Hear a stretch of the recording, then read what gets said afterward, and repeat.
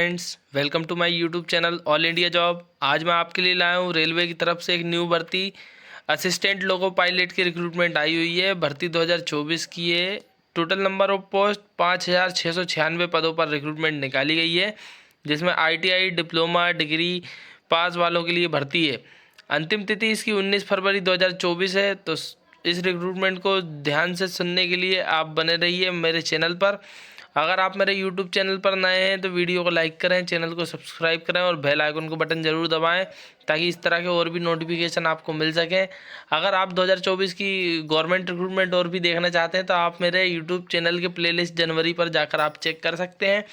मैं आगे आपको नोटिफिकेशन की ओर लेकर चलता हूँ, जहाँ पर मैं आपको सभी जानकारियाँ दूँगा। तो फ्रेंड्स, जैसा कि मैंने आपको बताया, भारत सरकार रेल मंत्रालय रेलवे भर्ती बोर्ड की तरफ से ये रिक्रूटमेंट आई हुई है।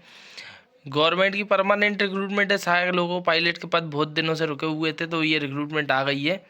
रिक्रूटमेंट में निकाली गई है ना 20/1/2024 को, इसके आवेदन भराना प्रारंभ हो गए और 19 फरवरी 2024 तक ये रिक्रूटमेंट के फॉर्म भराएंगे। 19 फरवरी 2024 तक ये फॉर्म भराएंगे और 29 फरवरी 2024 तक इसमें जो करेक्शन वगैरह होंगे ना, वो करवा सकते हो आप लोग। ठीक है। तो इसमें जो पद निकाले गए हैं वो निकाले गए हैं सहायक लोको पायलट ALP के लेवल 2 की रिक्रूटमेंट है, जिसमें 19,900 रुपये आपको वेतन मिलने वाला है। A1 चिकित्सा होगी इसमें, मानक मतलब जो मेडिकल होगा उसमें A1 ग्रेड में आने चाहिए आप। वो मैं आपको आगे बताता हूँ, सभी जानकारी आपको समझ में आ जाएगी।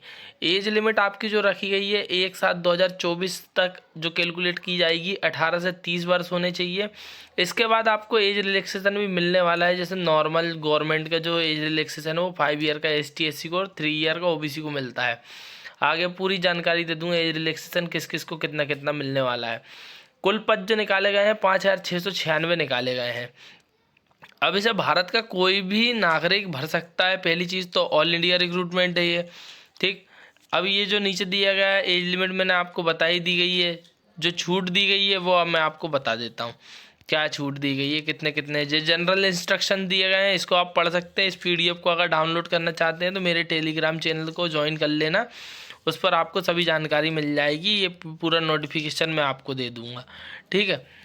अब इसमें जो आइज़ जो टेस्ट होता है ना मेडिकल टेस्ट में, उसमें 6.6 की आइज़ मांगी गई है, क्योंकि भाई रेलवे की जिम्मेदारी है, आपकी लोको पायलट बनेंगे, आप ट्रेन चलाएंगे। तो और जो इसकी ऑफिशियल वेबसाइट दी गई है वो दी गई है www.indianrailways.gov.in। ठीक है। उम्मीदवार जो होंगे वो भारत का नागरिक होना चाहिए, नेपाल का नागरिक होना चाहिए, भूटान का नागरिक होना चाहिए या तिब्बती होना चाहिए, तो वो इस रिक्रूटमेंट को भर सकता है। आयु सीमा मैंने आपको बताई थी 18 से 30। उसमें 5 साल का ST SC को, OBC को 3 साल का, उसके बाद एक सर्विसमैन को भी 3 साल का दिया गया है। जनरल से EWS से तो OBC वाला एक सर्विसमैन है तो उसको 6 साल का, ST SC वाला है तो उसको 8 साल का। ठीक है। बे स्टाफ जो रेलवे ग्रुप C और ग्रुप D जैसे स्टाफ 3 साल की सेवा निरंतर कर रहे हैं या अलग अलग समय पर उन्हें 3 साल की सेवा के साथ सेवारत है, वो मतलब स्टाफ वाली जो रिक्रूटमेंट होती है ना, वो है ये। तो जनरल EWS से हैं तो 40 साल की उम्र तक, OBC से हैं तो वो 43 साल की उम्र तक, और ST SC हैं तो 45 साल की उम्र तक ये फॉर्म को भर सकते हैं। ठीक है। महिलाओं के लिए दिया गया है, जैसे कोई विधवा है या तलाकशुदा है या न्यायिक रूप से पति से अलग हुई हो, उनको अलग से एज रिलैक्सेशन दिया गया है। वो 35 साल तक, OBC से है तो 38 साल तक, ST SC से है तो 40 ईयर तक भर सकती है। ठीक है ना। अब जो नीचे की ओर जो चीज़ें दी गई हैं वो आपको मैं बता दूं। जन्म तिथि की ऊपरी सीमा इससे पहले नहीं होनी चाहिए, मतलब 18 वर्ष कम से कम होनी चाहिए।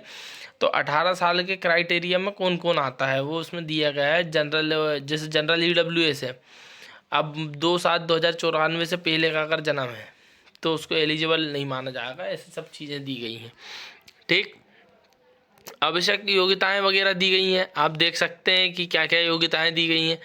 अब इसमें जो फीस लगने वाली है वो 500 रुपये लगने वाली है। किसकी? जो जनरल EWS वाले हैं उनकी, और OBC वालों की। उसके बाद 250 रुपये ST SC एक सर्विसमैन वालों की लगने वाली है। ठीक। उसके बाद शुल्क का भुगतान जो आप करोगे वो क्रेडिट कार्ड, डेबिट कार्ड या फिर यूपीआई के थ्रू कर सकते हो, ये सभी जानकारी दी गई है। उसके बाद जो भी आप आपके कास्ट सर्टिफिकेट लगाओगे उसमें जिला मजिस्ट्रेट या तहसीलदार के हस्ताक्षर वगैरह हों। फिर नीचे की ओर आ जाता हूँ मैं, तो आपको बता देता किस आरआरबी से कितनी कितनी रिक्रूटमेंट निकाली गई है। ठीक है, अब आरआरबी कौन कौन सी, अच्छा इसके लिए आपका जो है ना एग्ज़ाम कैसा रहेगा। पहले प्रथम चरण में CBT 1, CBT 2 कंप्यूटर आधारित योग्यता परीक्षण, CBAT दस्तावेज का सत्यापन, चिकित्सा मतलब मेडिकल होगा। उसके बाद आपकी रिक्रूटमेंट कन्फर्म में हो जाएगी। ठीक है, ये आप में ये दिया गया है। उसके बाद कौन कौन सी आपकी एजुकेशन क्वालिफिकेशन मांगी गई है, जैसे इलेक्ट्रिकल इंजीनियरिंग या इलेक्ट्रिकल इंजीनियरिंग के विभिन्न धाराओं से समायोजन, मतलब इलेक्ट्रीशियन वाले अप्लाई कर सकते हैं, और इंस्ट्रूमेंट वाले, मैकेनिक वाले, wireman, armature, coil winder, refrigeration, air condition mechanic, ITI हो, डिप्लोमा हो, डिग्री हो, सभी अप्लाई कर सकते हैं। फिर सेकंड जो है उसमें इलेक्ट्रॉनिक्स मैकेनिक, रेडियो और टीवी वाले अप्लाई कर सकते हैं। फिटर मैकेनिक, मोटर वाहन, tractor mechanic, mechanic diesel, turner machinist, refrigeration और air condition mechanic, heat engine वाले अप्लाई कर सकते हैं। ठीक है, फिर आ जाते हैं ऑटोमोबाइल इंजीनियरिंग या फिर इनमें इससे रिलेटेड जो ट्रेड है उसमें मैकेनिक, मोटर वाहन, tractor mechanic, mechanic diesel, heat engine, refrigeration, air conditioner mechanic वाले अप्लाई कर सकते हैं। ठीक, तो ये सभी रिक्रूटमेंट आई हुई थी। ये आपकी एजुकेशन क्वालिफिकेशन हो गई, इसमें ITI डिप्लोमा डिग्री वाले सभी अप्लाई कर सकते हैं। अब आ जाते हैं कौन कौन सी आरआरबी की रिक्रूटमेंट निकाली गई है और आरआरबी की साइट्स क्या क्या है। ये आरआरबी की साइट्स दी गई हैं। आप जैसे अहमदाबाद से भरोगे तो RRBahmedabad.gov.in पर जाएं। फिर अगर अपन अजमेरी से भर्ती बनेंगे तो www.rrbajmer.gov.in, मतलब जो एरिया है उसके आगे rrb.gov.in है ना, ये आपकी साइट है।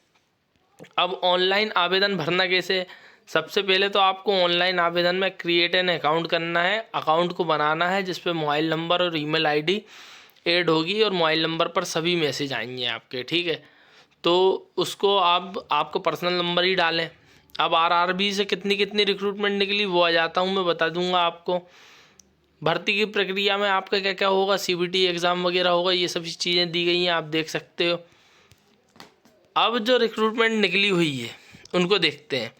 सहायक लोको पायलट जो है 7वें वेतन PC की 19,900, मेडिकल CAD A1।